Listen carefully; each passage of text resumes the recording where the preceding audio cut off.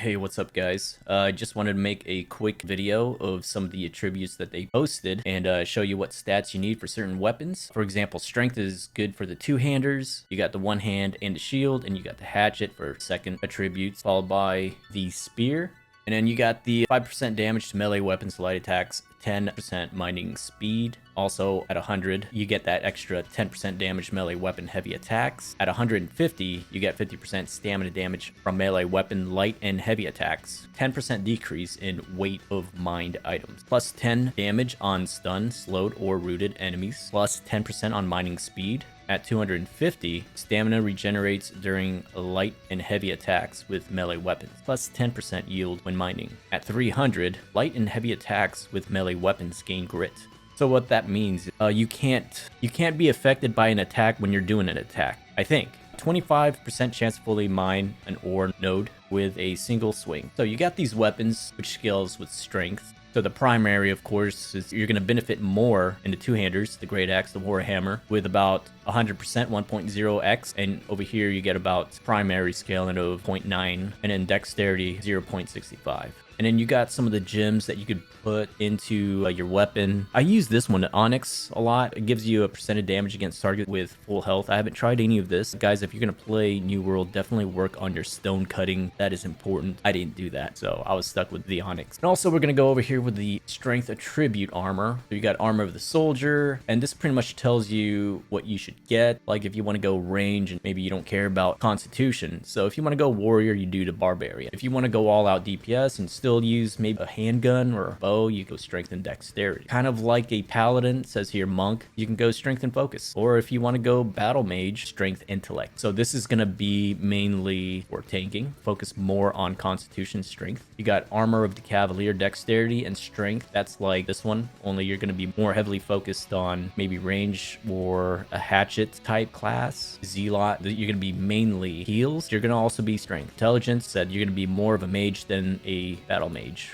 I don't know. Kind of curious to see if anyone does these right here, because if you want to go full out melee and still have healing, you can do that, or be a battle mage. From my experience in playing the game, going strength and constitution, someone with like strength and dexterity, or dexterity and constitution, heck, you can go dexterity focus, intellect focus, strength intellect. Those guys are going to be trying to fire me from afar while I'm trying to catch them, but once I catch them, they're in big trouble. Look at the attributes. I mean, going all out with the two-hander, if you can do it right, you can unlock them once you get them if you have these weapons. Now here is, so this shows what's powerful. Again, certain weapons. So slash is not going to be good. Thrust is going to be normal. Strike is going to be effective. Fire is not going to be effective against the ancients. Ice is normal. Nature is normal. Void, lightning is all going to be effective against the ancient. Pretty much what they show here is what are the weak points. The beast, of course, thrust. So that's the strength. Let's go over constitution. 50. All health consumed plus 20% stronger, plus 10% logging speed. At 100, you get increased max health by 10% of physical armor, plus 10% reduction on durability loss or tools. At 150, 10% reduction to crit damage taken, negative 10% decrease in weight of logging items, 20% increase to armor, 10% logging speed. At 250, you get 80% damage reduction, full health, 10% yield increase when logging. At 300, 20% duration of stun, slow, and root spells, plus 25% chance to chop down a tree in a single swing. If you want to go tanking, you could go ahead and do that. Tanking constitution weapon. You got sword and shield, you got the great axe, you got the warhammer, you got the hatchet, spear,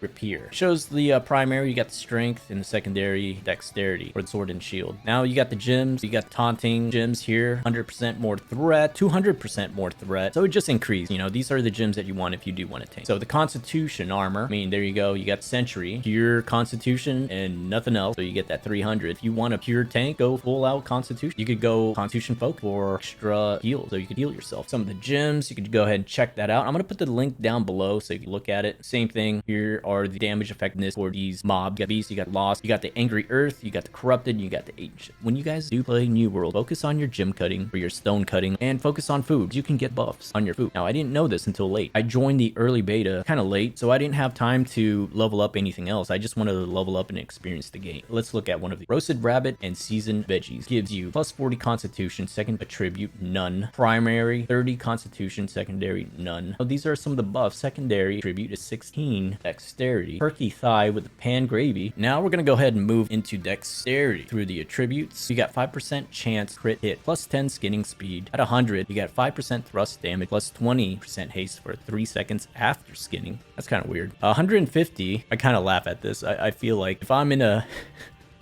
Okay, if I was in a PvP situation, I got this thing right here. Hold up, guys. I got to skin real quick. Gives me about 20% haste for 3 seconds. I don't know. Anyways.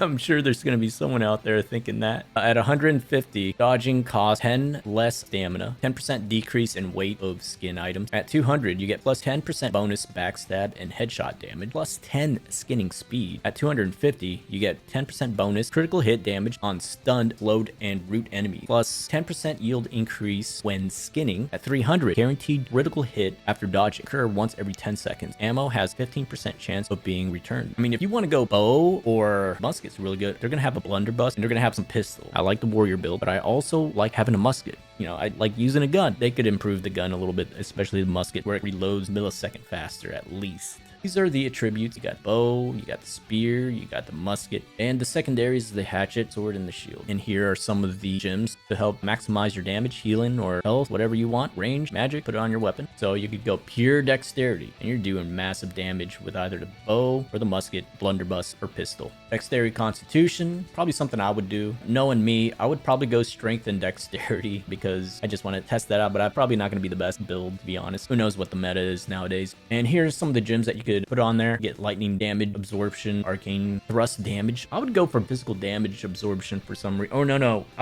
Actually, I don't know. There's a lot of gems. You could stack one. And of course, you got the food that you can use. Boost up your dexterity build. Here, we got the intelligence. For all the mage out there who loves to just cast and destroy everything by far. At 50, plus 10% damage, light and heavy magic attacks. 10% harvest speed. You got 10% increase in critical hit damage and a 5% chance to gain 1 Azoth when harvesting. 150, you get 15% to elemental damage. At negative 10% decrease in weight. At 200, plus 10 mana after dodge. At 250, you get plus 30% duration to damage over time spells. That's good too. I feel like dots are going to be really good in this game. People can run away and they have some abilities, especially like I remember trying to follow Fire Mage. The guy kept running away because had melee weapons. I didn't have anything to catch him, so he got away. If you see someone who's at range and you're a warrior, don't run away. You're gonna be dead. You might as well fight till you die. You'll just die if you run away from any range class. At 300, plus 10% damage on the first hit on full health target. Negative 10% reduction to Azoth travel costs. That's good. I mean, there's a lot of travel, so if you guys don't know what Azoth is, you could either use it to upgrade your weapons, you can use it to fast travel. You're gonna use it a lot to fast travel. Here's the primary intelligence weapons that you'll probably want to use if you want to go full out intelligence. I'm sure the Void Gauntlet's gonna be here. Ice Gauntlets, Fire Staff. The secondaries are the... Did I have this wrong?